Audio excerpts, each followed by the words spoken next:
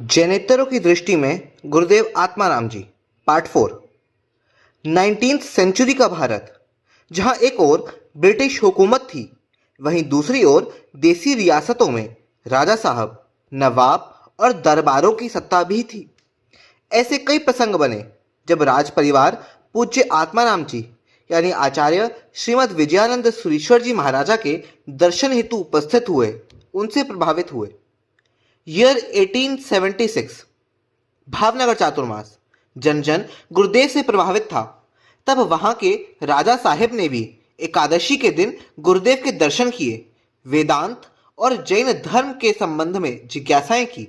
गुरुदेव के तर्कपूर्ण समाधान सुनकर उन्होंने कहा कि मैं तो आपको केवल जैन दर्शन का ज्ञाता ही समझता था, पर आप तो सभी धर्म दर्शनों में निष्णात ही प्रमाणित हुए हैं।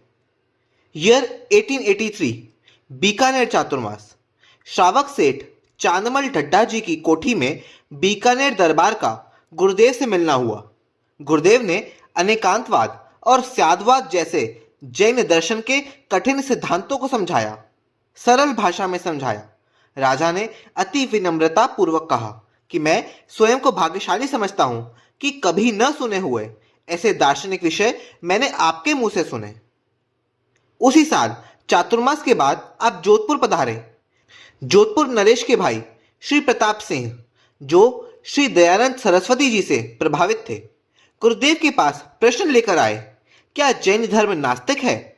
गुरुदेव ने वेदों और आगमों दोनों के आधार पर उनको सटीक समाधान दिया। प्रताप सिंह ने भी सत्य तथ्यों को समझा।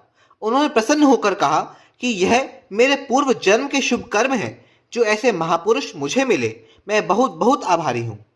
उसी अवसर पर जोधपुर संघ ने उन्हें न्यायाम्भोनिधि ऐसी उपाधि दी, यानी न्याय, तर्क आदि शास्त्र ज्ञान के अथाह समुद्र।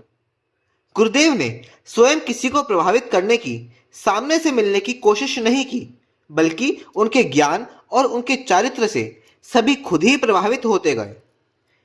1884 में लींबड़ी के राजा साहेब, 1886 में पालिताना दरबार, 1890 में मालेरकोटला दरबार आदि अनेक उदाहरण हैं। धन्य है ऐसे गुरुदेव।